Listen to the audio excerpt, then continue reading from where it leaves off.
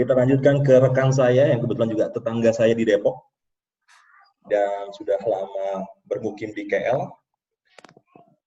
Bro Ogi, bisa didengar Bro Ogi? Bisa, insya Allah. Kepada Bro Ogi, nah rekan-rekan, Brother Ogi ini rekan saya juga di Bank Muamalat. Saat ini beliau menjabat sebagai Head of Operation di Bank Muamalat Indonesia Tbk, cabang Kuala Lumpur. Sempat balik ke Jakarta, kembali lagi ke KL, dan malang melintang di dunia perbankan syariah sudah sangat lama, dari tahun 2009 ya, dan beliau mengenyam pendidikan di UGM untuk title sarjananya dan di Trisakti untuk title masternya. Langsung saja kepada Bro Ogi, saya akan coba siapkan materinya. Baik. Bismillahirrahmanirrahim. Assalamualaikum warahmatullahi wabarakatuh. Alhamdulillah, syahadu an la ilaha illallah, astagfirullah, Allahumma salli ala sayyidina Muhammad wa ala ali sayyidina Muhammad. Mas Arief dan teman-teman semua yang Islamic Bankers yang dirahmati Allah oleh Allah. Alhamdulillah bisa berkumpul kembali. Terima kasih atas kesempatan yang diberikan kepada saya. Ustadz Didin kalau masih mendengar, mohon maaf dan silahkan diluruskan kalau ada yang berbengkok-bengkok. Perkenalkan saya Ogi. Teman-teman mungkin jarang bertemu dengan saya kecuali teman-teman yang di Muamalat. Tapi kalau dari sisi mazhab, saya mazhabnya adalah pemakan bubur ayam dengan diaduk tapi ke sebelah kanan. Oh, disedot dong.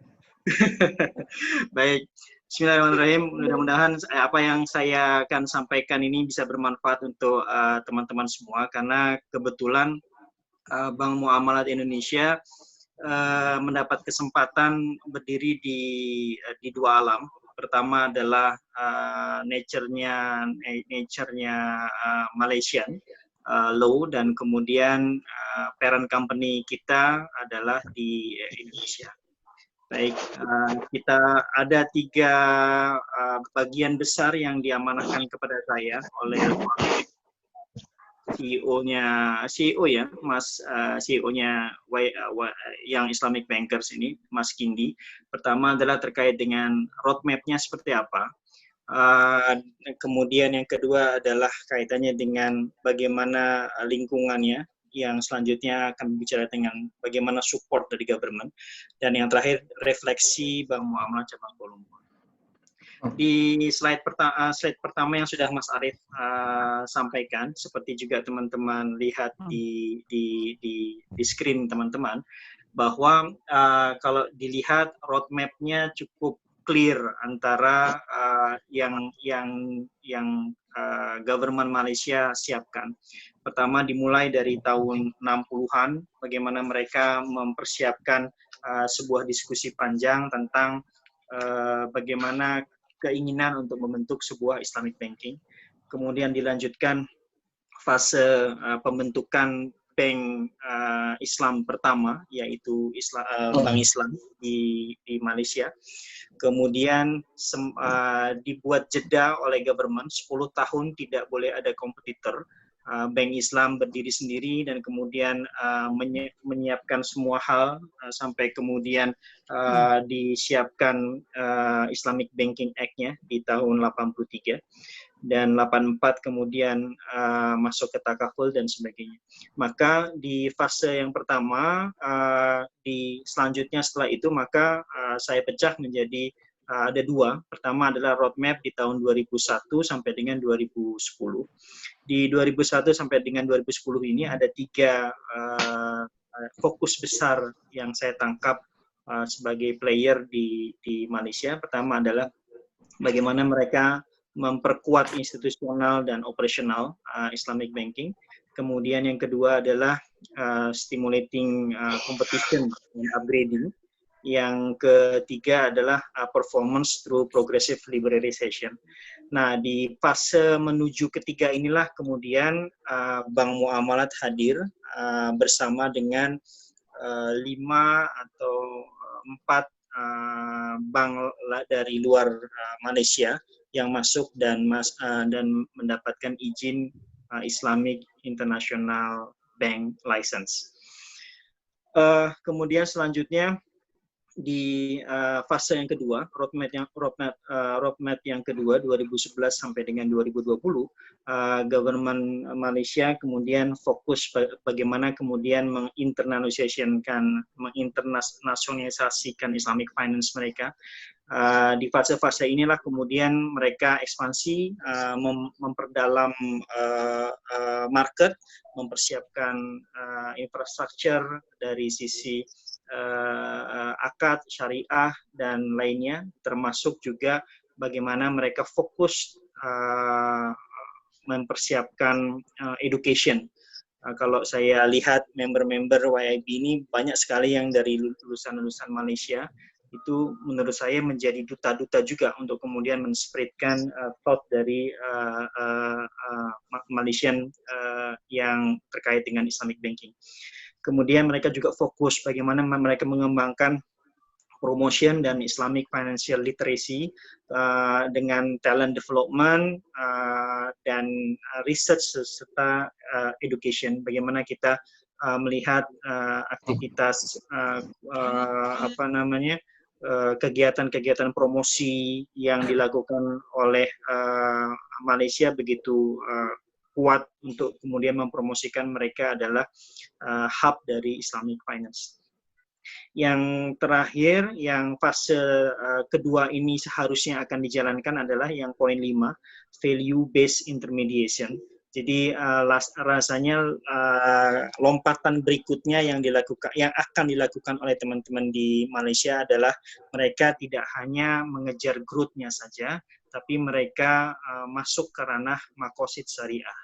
Jadi di poin yang kelima ini yang seharusnya 2017 mereka canangkan dengan indeks makosid syariah di level negara, mereka menyiapkan satu institusi khusus untuk kemudian mengkaji dan kemudian membuat bagaimana value based intermediation ini bisa menjadi satu alat baru, alat ukur baru untuk Islamic banking, bukan hanya growth-nya saja, tapi juga impact kepada sosial dan kemasyarakatan lainnya. Slide berikutnya, Mas Arif. Slide kedua ini berbicara bagaimana top-down approach yang teman-teman di Malaysia lakukan, seperti satu dirijen, jadi satu suara, satu koordinasi. Teman-teman bisa lihat dari time frame yang kemudian saya sampaikan, dari mulai tahun 63 kemudian sampai dengan 2017, itu adalah milestone key inisiatif yang kemudian government Malaysia melalui institusi negaranya mempush industri ini, mengarahkan industri ini agar bergerak bersama dan bisa berimpact besar terhadap ekonomi Malaysia. Yang paling menarik mungkin kalau saya lihat beberapa tadi sudah disampaikan oleh Mas Ronald dan juga Mas Jeki, terkait dengan bagaimana IFSA telah merubah wajah dari Islamic banking Malaysia yang terkesan dulu tidak syariah quote unquote karena ada inahnya, kemudian bisa meleverage, dan bahasa yang menurut saya cantik adalah bagaimana yang tadi disampaikan oleh Mas Ronald, bagaimana dia bisa berkompromi, melihat potensi pasar dan kemudian melihat produk angle mana yang kemudian harusnya disodorkan.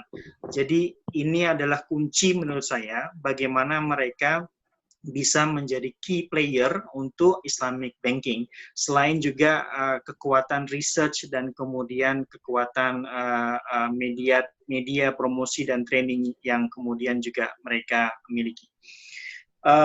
Di tahun 2010 mereka fokus untuk kemudian memperdalam market dengan menyiapkan International Islamic Liquidity Management Corporation, kemudian dibingkai lagi diperbaiki lagi dengan 2011 dengan Syariah Governance Framework, dan yang saya sampaikan tadi IFSA, Islamic Financial Services Act.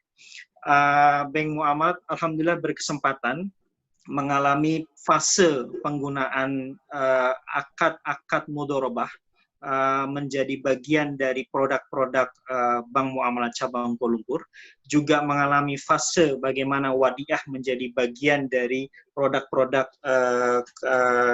current account dan saving account Bank Cabang Kuala Lumpur, juga mengalami fase bagaimana wakalah bisa kita jual, dan yang terakhir alhamdulillah kami juga bisa mengalami bagaimana kami menjual akad khord dan akad komoditi murabahah di portofolio khususnya cabang Kuala Lumpur. Slide berikutnya, Mas Arief. Slide yang berikutnya ini, yang bawah mungkin sudah tadi disampaikan oleh Mas Ronald, tapi saya akan fokus ke grafik saja yang di atas, karena saya ingin memberikan gambaran kepada teman-teman begitu bukan rapi ya, tapi terdesainnya industri finansial di Malaysia khususnya yang Islamik.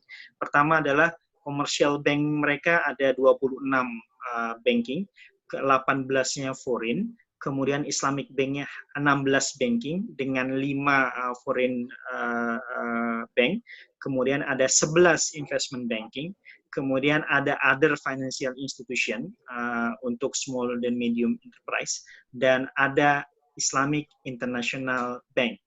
Dan disitulah wakil Indonesia, Bank Muamalat Indonesia berdiri sekarang. Di tahun-tahun awal, kami punya kawan-kawan ada 5 atau 6 yang mempunyai license yang sama dengan kami, tapi kemudian tidak bisa menyesuaikan mungkin ya dengan market yang demikian kompetitifnya. Sekarang hanya tinggal Bank Muamalat Indonesia lah yang ada di license itu. Sebagai teman-teman fahamkan bahwa IIB yang Bank Muamalat berlicense ini adalah license yang kami dibolehkan membuat produk sama dengan Malaysian entity, tapi dalam denominasi non-ringgit. Teman-teman YIB yang dirahmati Allah, maka kemudian dari aturan atau kemudian dari kondisi itulah kemudian beberapa uniqueness dari cabang Kuala Lumpur menjadikan dia berbeda dibandingkan dengan IIB atau Islamic Banking lainnya yang ada di Malaysia. Selanjutnya, Mas Arief. Berbicara tentang support, maka kami melihat bahwa cukup banyak yang diberikan oleh Bank Indonesia dulu atau OJK saat ini dan juga Bank Negara Malaysia kepada kami. Karena sebagai player kami mengalami sekali bagaimana alhamdulillah diberikan izin untuk bisa ikut menggunakan local jurisdiction khususnya untuk akad. Walaupun ada yang beberapa akad yang kita belum mendapatkan approval, namun rasanya memang untuk kondisi saat ini kita belum memungkinkan mungkin. Kemudian yang kedua, kalau dari sisi Government Indonesia telah juga cukup memfasilitasi kita terkait dengan bagaimana transaksi-transaksi Indonesia, Malaysia, dan juga sebaliknya. kalau dari sisi government Malaysia, Bank Negara Malaysia, memang nature dari IIB yang kemudian unik ini boleh bertransaksi, boleh deal, boleh membuat produk dan sebagainya, namun tidak dalam Malaysian base, cukup membuat banyak kesempatan baru sebenarnya kepada bank muamalat, sehingga menimbulkan tantangan atau peluang baru yang kemudian didapatkan. Kemudian yang kedua, betul kata Mas Zaki tadi, Mas Jeki tadi, bahwa kami mengalami insentif yang diberikan oleh government terkait dengan bagaimana tax holiday. Kita Islamic IIB mendapatkan hak untuk kemudian tidak perlu membayarkan income tax selama 10 tahun dan kemudian di-drag lagi oleh local government hingga tahun depan. Kemudian yang terakhir, yang ketiga, kami merasakan sekali juga bagaimana supporting bank negara di sisi ini terkait dengan bagaimana kami meleverage atau mengembangkan bisnis-bisnis yang potensial untuk Bank Muamalat Indonesia. Namun demikian memang pasti ada challenge-nya, ada tantangannya. Tantangannya tentu yang pertama kalau dalam perspektif Bank Muamalat Indonesia adalah standarisasi dalam penggunaan akad. Tahun 2010 saya dan teman-teman bursa ikut pelatihan di Bursa Sukasila, dan kemudian 2013 ikut mengalami proses IFSA, dan 2015 kami convert ikut komoditi murabahah dan sebagainya, yang sudah di-approve, artinya yang sudah dibolehkan oleh regulator Indonesia adalah hanya produk funding saja. Komoditi murabahah untuk yang financing memang kami sudah siapkan, namun belum mendapatkan approval. Kemudian yang kedua yang juga challenging adalah reporting dan audit, karena dari sisi reporting kami harus comply dengan aturan-aturan yang ada di Malaysia, dan kami diaudit sendiri oleh audit lokal di sini, dan kami mempunyai neraca sendiri. Kami juga menyampaikan tax report juga kepada authority di sini. Yang ketiga tentu yang juga jadi challenging untuk kami adalah dual tax agreement, double tax agreement mungkin lebih tepatnya, karena kaitannya dengan Indonesia, Malaysia mempunyai agreement terkait tax ini. Bagaimana kemudian ini tidak menjadi hambatan kita, karena di tahun depan tax holiday-nya sudah akan selesai, dan mudah-mudahan ada clear picture terkait dengan posisi Bank Muamalat Indonesia, khususnya karena license kami yang IIB dan cabang. Yang keempat adalah sinergi tentunya, karena kalau melihat bagaimana Islamic banking seharusnya bisa bersinergi, mulai dari payment, mulai dari FI, financial institution-nya, mulai dari kemudian trade finance-nya, BA, dan sebagainya. Mudah-mudahan itu bisa menjadi bagian yang menarik untuk kemudian kita elaborasi di kemudian hari. Khusus untuk slide yang selanjutnya yang akan disampaikan oleh Mas Arief, ini adalah portfolio cabang Kuala Lumpur. Teman-teman boleh lihat, ini adalah portfolio branch financial highlights dari cabang Kuala Lumpur tahun 2017 dan tahun 2018. Ini pun sama seperti yang sudah disampaikan, ini sudah publik karena ini sudah disampaikan juga, ini sudah diaudit dan sudah kita sampaikan ke Bank Negara. Inilah capaian Bank Muamalat Indonesia cabang Kuala Lumpur. Di tahun 2017 aset kami 1,1 triliun. Di tahun 2018 alhamdulillah meningkat menjadi 1,4. Kalau total financing facility-nya boleh teman-teman lihat ada growth juga dari 616 miliar menjadi 677. Kemudian dari sisi funding tentu yang kemudian menggembirakan karena lompatannya cukup besar. Ada kalau di breakdown di bawah maka teman-teman bisa melihat total DP3 dan juga DP2 yang kami mendapatkan amanah. Kemudian dari sisi operating income dan profit, alhamdulillah kita membukukan profit dan ada teman-teman boleh lihat di bawah ada pencapaian-pencapaian fee-based income, ada FDR dan sebagainya. Yang ingin saya sampaikan adalah bahwa ketika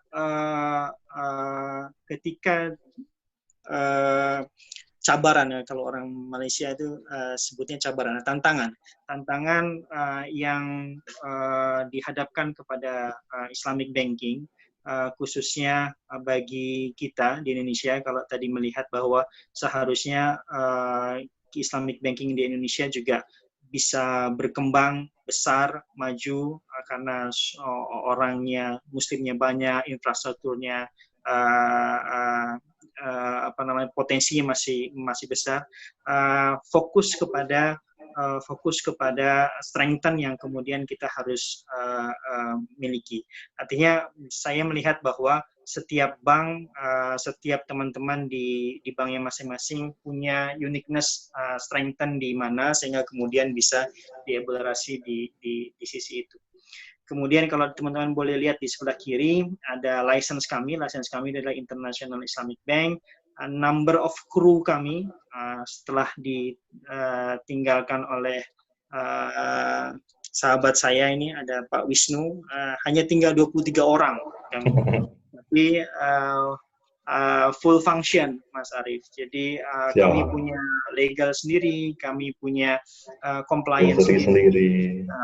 Dan terkait dengan produk dan services, mungkin yang menjadi topik bahasan kita di malam hari ini, maka financing kami belum ada komoditi murabahnya. Kami masih didominasi oleh murabahah saja. Ada satu yang musyarakah.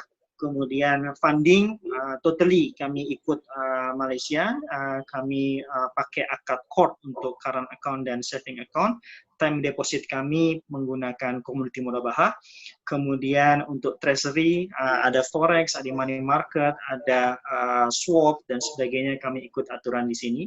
Kemudian yang juga kita kembangkan adalah transactional banking terkait dengan remittance. Itu saja mungkin yang paling singkat saya. Jadi lebih banyak mungkin kita bisa berdiskusi sehingga kemudian bisa lebih menarik dan mendapatkan manfaat dari perbincangan kita. Terima kasih. Assalamualaikum warahmatullahi wabarakatuh.